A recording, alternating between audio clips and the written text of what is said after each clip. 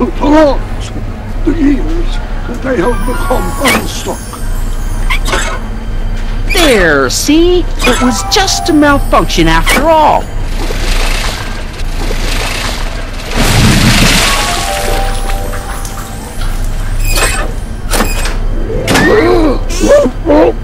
Let's get you out of there. Emmett Brown? Then it was true. Hey, you. Hey, he just took that guy's wallet. I think he took his wallet. Oh, remind me not to become an oceanographer. I guess I must have a touch of claustrophobia. Never should have gone in there. Well, we've all got problems. Now, you'd better get back to your booth. Funny thing is, I don't even remember going in there. Last thing I recall, I was in the glass house talking to Carl Sagan. Did you know he's really a scientist? I'd heard. What did he say to you? Oh, he had some sort of spur-of-the-moment business proposition. It was all very rush. I never got the details.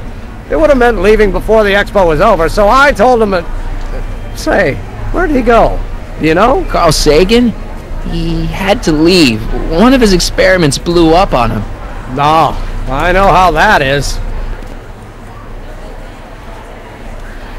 What's this? Oh, yeah. Edna made Detective Parker shut down your booth. He says he can't go against her. Oh, yeah? Unless we dig up some dirt that'll discredit her in the eyes of the law. So that's what we'll do.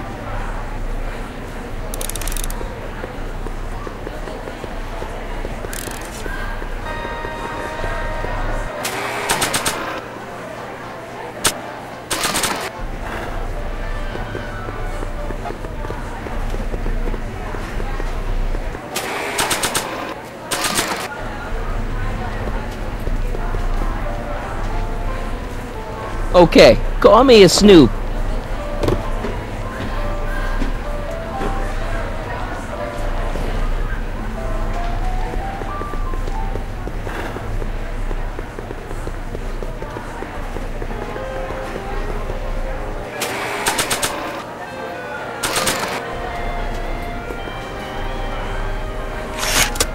Welcome to the world of tomorrow, where a man's home is truly his castle.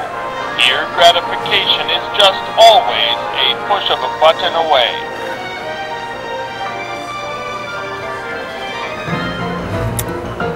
In the house of the future, phone conversations will be completed in the privacy of the personal phone helmet. Please recite the phone number you wish to dial, or say hang up to terminate your phone helmet experience. Klondike 4253. Hill Valley Expo, where the future is coming today. This is Checkney News of Progress. To whom am I speaking? This is Carl Sagan. Ooh, the mysterious Mr. Sagan. What do you want? Can you put Edna Strickland on the phone for me? Sure thing, Mr. Sagan. Hey, Strickland! Somebody actually wants to talk to you. Mr. Sagan? What happened? I thought you were distracting Emmett. I was? Oh, yes, of course I was. Then why is Emmett standing here, valiantly trying to convince Detective Parker that he should be allowed to go through with this ever so dangerous display of wrong-headed technology? What can I say? I was outsmarted by that wily Yakov Smirnov. Well, that puts a crimp in our plan. Yes, our plan. About that plan.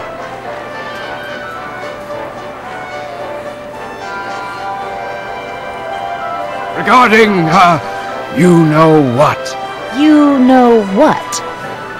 The little matter we were whispering about yesterday. Oh, that! As a matter of fact, I'm glad you brought it up. I was thinking, wouldn't it be a good idea to pin it all on Yakov Smirnov? Pin what on him exactly? You know, it! Oh, I get it. You're still sore about going to jail. That was the dog's fault. If he hadn't come glumping up to me right after I started the fire, I could have gotten clean away, and I never would have had to divert suspicion to you. She's the speakeasy arsonist. Carl, is somebody with you? No, it's just you and me. You know, I don't think I ever asked you why you burned down all those speakeasies. Why?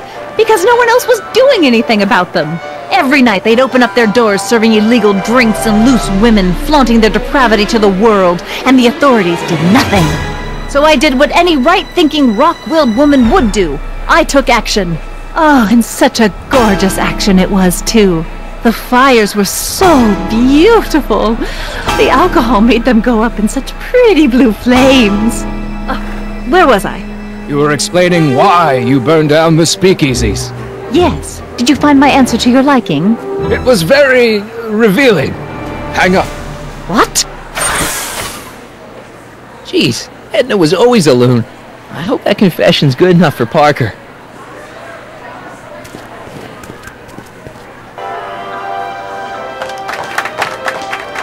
Hiya, folks. It's me, Techni, Muse of Progress, gracing you once again with my presence. And speaking of presents, what better gift could Hill Valley offer the world than this magnificent science and technology exhibit, hey folks? If you haven't done so already, I urge each and every one of you to take a peek at Furnishings of the Future, right here in our main hall. Tickets are available from me, Techni, at our information desk.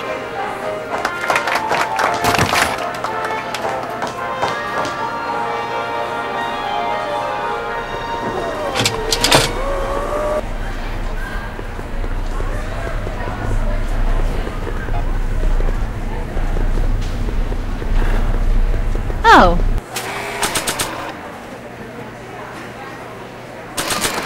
Hello, Schmear. Now can you... Greetings, forward thinkers of Hill Valley. You know, I don't think I ever asked you why you burned down all those speakeasies. I think a lot of people are going to be interested in that answer.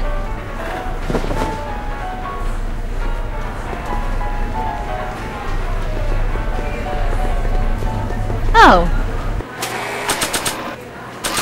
Hello, Smirnoff. Hey, Danny. Do you mind, comrade? I'm busy trying to keep Emmett from letting you lead him into the biggest mistake of his life. Mistake? My biggest mistake was... This'll only take a minute. Our plant recorder. It's not a good idea to steal police property, you know. Listen. You know, I don't think I ever asked you why you burned down all those speakeasies. Why? Because no one else was doing anything about them. Edna? You're the arsonist? Detective Parker, surely you're not going to believe this crudely manufactured forgery of a recording. I'm not sure what to believe, ma'am. But based on this crudely manufactured forgery, I'm afraid I'm going to have to ask you to come down to the station to answer a few questions about your whereabouts on the night of the speakeasy fires. Emmett? You're on your own, darling. Oh, very well. Heavens, what's that? You know, one of these days I should really stop falling for that. Not to sound callous, but does this mean I can demonstrate my invention? Let's take that as a yes. Greetings and salutations to all our honored guests. I am Techni, Muse of Progress, and it is my pleasant task once again to highlight one of the great minds who is hard at work building a better tomorrow. I think that's me. I'm next on the roster. But are you ready? So I guess I don't have a choice. Did you bring the static accumulator? Oh, right. Here you go. Great. Come on, let's get up there. It has been hard at work dreaming up gizmos and banging them together in his garage. And who knows? One of this kid's gizmos just might take off and change the life of everybody in town. Could it be the very thing he's brought to share with us today? This wouldn't be the first time the world was changed by a kid barely That ought to do it. Are the block bearings all in the raised position? Block bearings, block bearings. Raised position, check. Then it looks like all systems are go. She was only 19. Wish me luck. So hold your Snickers. Don't have to. Prepare to be wowed. Ladies and gentlemen, I give you Emmett Brown. Objection, Your Honor! I hereby demand that the scientific demonstration of one Emmett Lathrop Brown be terminated and forfeit by reason of insanity. I declare him to be in contempt of me, his father. Where is he? Hand him over this instant! The longer you hold out, the harder it's going to be for you! Emmett! Shh! Don't give me away! I thought you weren't scared of your father anymore. When he's in a mood like this, I'd have to be suicidal not to be scared. Come on, Emmett, you can't miss your big moment. You don't look very dignified crouching down there, you know. Better undignified than dead. Just jump in the levitator and go. What's he gonna do? Shoot me down with an anti-aircraft gun? Let me talk to him. You don't think you can shelter him? Come on, Mr. Judge, sir. You're kind of making a scene here. Wrong! I am stopping my son from making a scene here. Don't antagonize him. Well, if you're not gonna say anything... So he is up there with you! Thanks a lot. Son, I order you to come down from there this second! I'm counting to 4 and... 1, 2! Emmett! I'm not talking to him. There's no point. Just go deal with them. What have you got to lose? That's what they said to Custer. So, what's your plan? I just stand here like this indefinitely. After a few centuries, the process of petrification will set in, and that'll be that. Okay, that is a plan. Maybe he'll give you a fair chance to explain yourself. He is a judge, after all. Yes, a judge who's already passed sentence. He won't listen to me. He never has. I'll be right back. I want to speak to my son! Emmett's not ready to talk to you, directly. Oh, God. I suppose you're his mouthpiece? I guess so, yeah. He says it's no use talking to you. You never listen? That only shows how pig-headed he is. Of course I listen. If he can justify his craziness, I'll be only too happy to indulge it. Stay right there. I'm not going anywhere. Fear! Emmett. I'm not talking to him. There's no point. You heard him. He said he'll listen to you. Well... At least give it a shot. Father? Son? You've never understood the first thing about me. All you want to do is step on me, squelch my natural instincts. You don't know what it's like to be young. You don't know what it's like to have dreams, to have ambitions so great and so powerful that they've got a life of their own. And it's all you can do to hang on for dear life while they've galloped where they must. This is America, Pop. And in America, a person doesn't have to do what his father did. Isn't that why you came to America? To live where there wouldn't be so many rules? Well, we talked. Are you happy? Please, you gotta get out of Emmett's way. I have yet to hear a compelling or even coherent reason why. Emmett's just... stubborn, willful, single-minded, incorrigible, and obsessed.